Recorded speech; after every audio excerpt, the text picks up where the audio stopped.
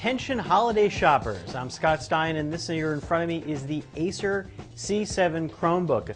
Now you may be looking for a bargain basement laptop, and at $199 this may be one of the cheapest options you find at a store. But be forewarned, this is not any normal laptop, this is a Chromebook. In case you're not already familiar, it's Google's funny, funky side experiment, I would call it, in the realm of laptop-like devices that browse the web, but do it through a very focused channel. It really isn't a full-fledged device like a laptop, although it can do a lot of the things that it can, like email, web documents, even offline document editing, built into a device that, again, looks a lot like a netbook. That's because it pretty much is, except with a different operating system inside. Now what you get here is a 320 gigabyte hard drive, which is a lot higher than what you'd find on typical Chromebooks.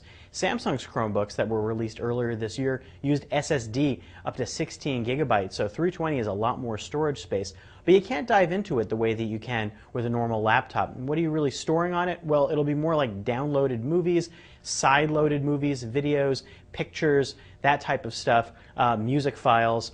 And accessing them, you can definitely play them, and you can play them when it's offline, but it's going to feel a little more like a very simple directory of files than anything that feels like a normal Windows-based operating system. Now, there are downsides to this device. Number one, the battery life, which is maybe as low as 2.5 hours and maybe upwards of 3 depending on how you tweak your settings. That's really a lot lower than any tablet that's out there.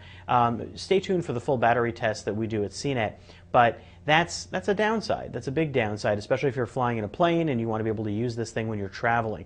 On the other hand, having a little thing like this that you can just web browse from, and Chrome OS is very good at web browsing and at doing anything that you would normally do inside a browser in terms of Flash-based stuff or any sort of detailed online work. Well, that's all doable here, and the trackpad works well enough. The keyboard works well enough. It's not really anything shocking or surprising.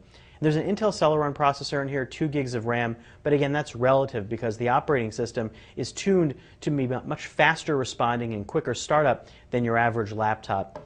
And you do have Ethernet ports here, you've got HDMI, you've got USB, that full component. No Bluetooth, but you do have Wi-Fi, obviously, for getting online.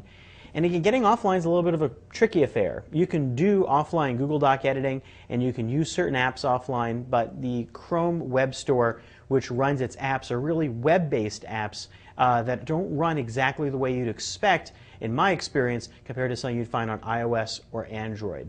All told, you're kind of getting what you pay for here. This is a $199 device that could be great in a home that just wants to surf the web and doesn't like the idea of a tablet, but don't expect anything like a bargain basement laptop here. This is a very different beast with a battery life that bears noting. I'm Scott Stein, and that's a look at the Acer C7 Chromebook.